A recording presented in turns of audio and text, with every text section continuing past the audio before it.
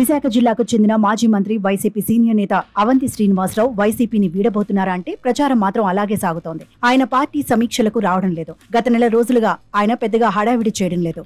భీమిలిలో 9,000 ఓట్ల తేడాతో 2019 ఎన్నికల్లో గెలిచిన అవంతి 70,000 పైచిలుకు తేడాతో 2024 ఎన్నికల్లో ఓటమి పాలయ్యారు. ఆయనకు విద్యా సంస్థలున్నాయి. అవి భీమిలి నియోజకవర్గం పరిధితో పాటు జిల్లాలో అనేక చోట్ల ఉన్నాయి. వైసీపీ అధికారం నుంచి దిగిపోవడంతో తన వ్యాపారాల కోసమైనా ఆయన పార్టీ మారతారు అని పుకార్లు షికారు చేస్తున్నాయి.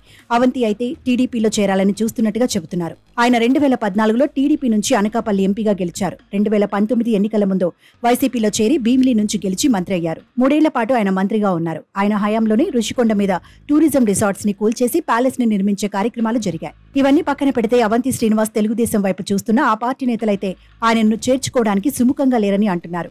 భీమిలి ఎమ్మెల్యేగా గంటా శ్రీనివాసరావు ఉన్నారు. ఆయనకు అవంతితో విభేదాలున్నాయి. దాంతో పాటు ఆయన చేరిక వల్ల ఉపయోగం ఏంటి అన్న చర్చ కూడా ఉందని అంటున్నారు. దాంతో టీడీపీ కాకపోతే జనసేనలోనైనా చేరాలని అవంతి చూస్తున్నట్లుగా చెబుతున్నారు. అయితే గతంలో పవన్ కళ్యాణ్ అవంతి, బంతి, పూబంతి, చామంతి అని సెటైర్లు వేసిన సందర్భాన్ని గుర్తు చేసుకుంటున్నారు.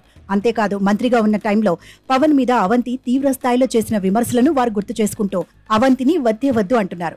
జనసేన కూడా ఆయనను చేర్చుకోదని అంటున్నారు. నిజానికి ప్రజారాజ్యం నుంచి అవంతి తన రాజకీయ అరంగేట్రాన్ని స్టార్ట్ చేశారు. ఆ తర్వాత ఆయన జనసేన వైపు రాలేదు అన్న బాధ అప్పట్లో ఉంది. ఇప్పుడు ఓడిపారు కాబట్టి వస్తానంటే తీసుకునే సమస్య లేదని అంటున్నారు. దీంతో బీజేపీలో చేరినా చేరవచ్చు అని అంటున్నారు. బీజేపీకి నాయకుల కొరత ఉంది. దాంతో పాటు అవంతిని చేర్చుకునే వీలు ఉందని అంటున్నారు. అయితే ఇవన్నీ ప్రస్తుతానికి ప్రచారంగానే ఉన్నాయి. కానీ అవంతి మాత్రం వైసీపీలో కొనసాగేది లేదు అన్నది పెద్ద ఎత్తున అంతా అనుకుంటున్నారు. ఆయన వైసీపీకి దూరం పాటిస్తున్నారు అని అంటున్నారు. సో అవంతి రూట్ ఎటు అన్నది మాత్రం అంతా ఆలోచిస్తున్న విషయంగా ఉంది.